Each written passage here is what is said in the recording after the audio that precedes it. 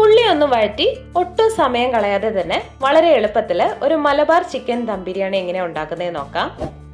അപ്പോൾ നമ്മുടെ വീഡിയോസ് ഒക്കെ ആദ്യമായിട്ടാണ് കാണുന്നതെങ്കിൽ ഒന്ന് സബ്സ്ക്രൈബ് ചെയ്ത് ലൈക്ക് ചെയ്ത് സപ്പോർട്ട് ചെയ്യണേ. അപ്പോൾ നമുക്ക് വേഗം തന്നെ വീഡിയോയിലോട്ട് പോവാം. ഞാനിപ്പോൾ ഇവിടെ ഒരു 5-6 പേർക്ക് കഴിക്കാൻ പറ്റുന്ന ക്വാണ്ടിറ്റിയിലുള്ള ബിരിയാണിയാണ് ചെയ്തെടുക്കുന്നത്.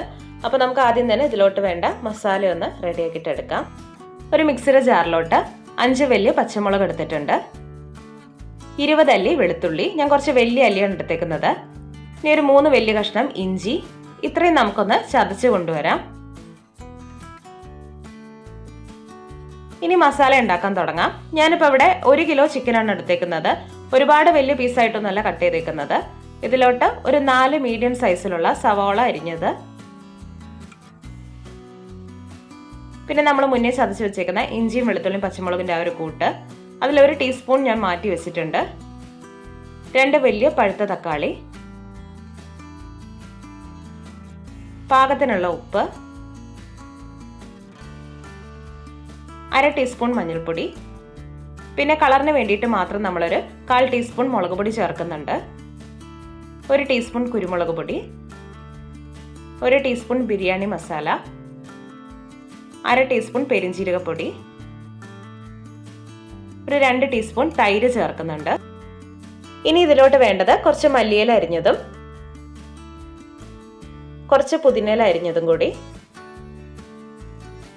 1 ടേബിൾ സ്പൂൺ നെയ്യും കൂടി ചേർത്തിട്ട് നമുക്കിത് കൈ വെച്ചിട്ട് തന്നെ ഈ മസാലയൊക്കെ നന്നായിട്ടൊന്ന് കുഴച്ചെടുക്കാം. ഈ ചിക്കനിലോട്ട് ഈ മസാലയും സവാളയും തക്കാളിയും എല്ലാം കൂടി നന്നായിട്ട് തന്നെ മിക്സ് ചെയ്തെടുക്കാം.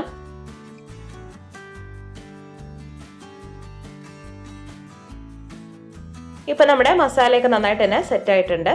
ഇനി ഗ്യാസിൽ വെച്ചിട്ട് ഒരു മീഡിയം ഫ്ലെയിമിൽ നമുക്കിത് അടച്ചു വെച്ചിട്ടൊന്ന് വേവിച്ചെടുക്കാം. ഇടയ്ക്കൊന്ന് അടപ്പ് തുറന്നിട്ട് നമുക്കൊന്ന് ഇളക്കി കൊടുക്കാം. ഇപ്പൊ ചിക്കനിന് വെള്ളമൊക്കെ ഇറങ്ങിയിട്ട് ചിക്കൻ ഒരു പകുതി വേവായിട്ടുണ്ട്. അപ്പൊ നമുക്ക് ഒന്നുകൂടി അടച്ചു വെച്ചിട്ട് ഒരു 10 മിനിറ്റും കൂടി വേവിച്ചെടുക്കാം. ഇപ്പൊ ഒരു 1/4 ഭാഗം വേവായിട്ടുണ്ട്. ഇനി നമുക്ക് ചോറുണ്ടാക്കാൻ തുടങ്ങാം. അതിനായിട്ട് ഞാനിപ്പോൾ ജീരകശാല കൈമ അരിയാണ് എടുത്തേക്കുന്നത്. ഇത് 1/2 കിലോ അരി എടുത്തിട്ടുണ്ട്.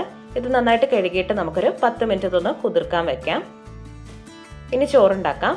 അതിനായിട്ട് ഒരു ബിരിയാണി പോട്ടിലോട്ട് നമുക്ക് 2 ടീസ്പൂൺ നെയ്യ് ചേർത്ത് കൊടുക്കാം, കുറച്ച് ഓയിലും കൂടി ചേർത്ത് കൊടുക്കാം.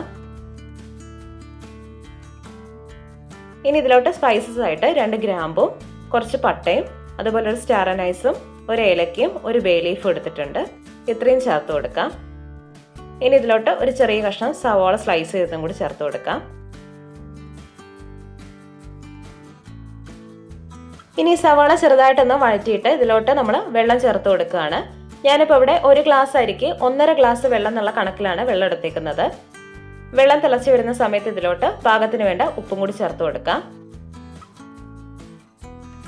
ഇനി ഇതിലോട്ട് നമ്മൾ മുന്നേ മാറ്റി വെച്ചേക്കുന്ന ആ ഇഞ്ചിയും വെളുത്തുള്ളിയും പച്ചമുളകൊക്കെ ചതച്ചത് ഇട്ട് കൊടുക്കാം.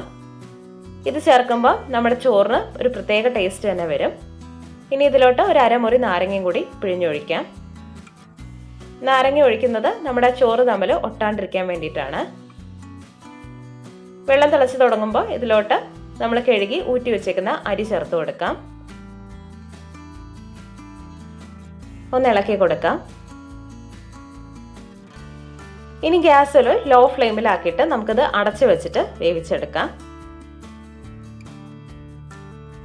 ഒരു 5 മിനിറ്റ് ഒക്കെ ആകുമ്പോഴേക്കും തന്നെ വെള്ളമൊക്കെ വറ്റി അരി ചെറുതായിട്ടൊന്ന് വെന്ത് തുടങ്ങിയിട്ടുണ്ടാവും.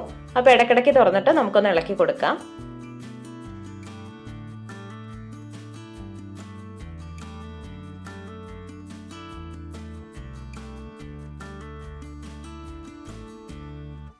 ഇപ്പോൾ ഒരു 10 മിനിറ്റ് ആയിട്ടുണ്ട്. നമുക്ക് അടപ്പ് തുറന്ന് നോക്കാം.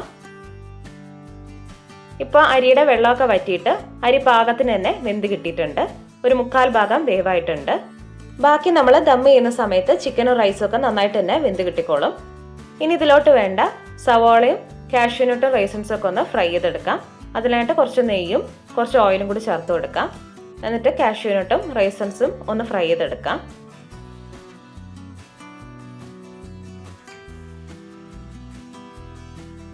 ഇനി കുറച്ച് സവാളയും കൂടി ഫ്രൈ ചെയ്തെടുക്കാം.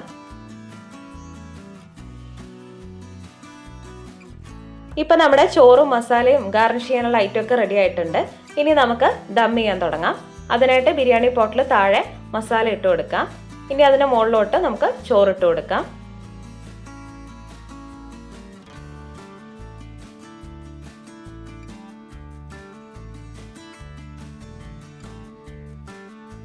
ഇനി ഈ ചോറുന്ന മസാലയിലോട്ട് നമുക്കൊരു സ്പൂൺ വെച്ചിട്ട് ഇത് ഇങ്ങനെ ഒന്ന് ചെയ്ത് കൊടുക്കാം. ഇങ്ങനെ ചെയ്യുന്നത് നമ്മുടെ ഈ മസാലയുടെ ഫ്ലേവർ ഈ ചോറിൽ എല്ലായിടത്തും എത്താൻ വേണ്ടിയിട്ടാണ്. എന്നിട്ട് ഇതിന് മുകളിലോട്ട് കുറച്ച് ബിരിയാണി മസാല ഇട്ട് കൊടുക്കാം. ഇനി നമ്മൾ ഫ്രൈ ചെയ്ത് വെച്ചേക്കുന്ന കാഷ്യൂനട്ടും റൈസൻസും അതുപോലെ ഉള്ളിയും കൂടി ഇട്ട് കൊടുക്കാം.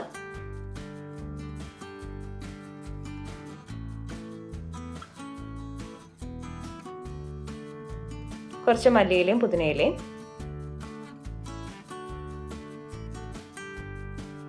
ഇപ്പം ചേർക്കുന്നത് നമ്മൾ മുന്നേ സവാളയൊക്കെ ഫ്രൈ ചെയ്തേക്കുന്ന ആ ഒരു നെയ്യിൽ ഒരു 1/2 ടീസ്പൂൺ മഞ്ഞൾപ്പൊടി ചേർത്തിട്ട് അതാണ് ചേർത്ത് കൊടുക്കുന്നത്. അപ്പോൾ ഇത് ചേർത്ത് കൊടുക്കുന്ന കാരണം നമ്മുടെ ചോറിന് ഒരു പ്രത്യേക കളർ വരും.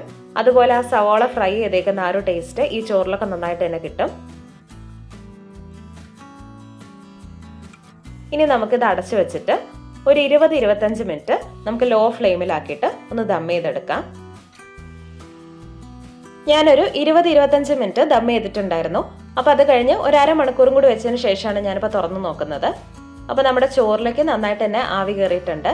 അതുപോലെ ചോറൊന്നും ഒട്ടി പിടിക്കാണ്ട് മസാലയൊക്കെ നല്ല കറക്റ്റായിട്ട് തന്നെ കിട്ടിയിട്ടുണ്ട്. അപ്പോൾ നമുക്ക് സെർവ് ചെയ്യാം.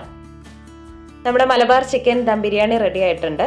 അപ്പോൾ ഇതിൻ്റെ റൈസൊക്കെ നല്ല ഫ്ലേവർ ആയിട്ടുള്ള റൈസൊക്കെയാണ്. അപ്പോൾ ഇങ്ങനെ ട്രൈ ചെയ്ത് നോക്കാത്തവരൊന്ന് ട്രൈ ചെയ്ത് നോക്കൂ. അപ്പോൾ നമുക്ക് അടുത്ത വീഡിയോ ആയിട്ട് കാണാം. Thank you.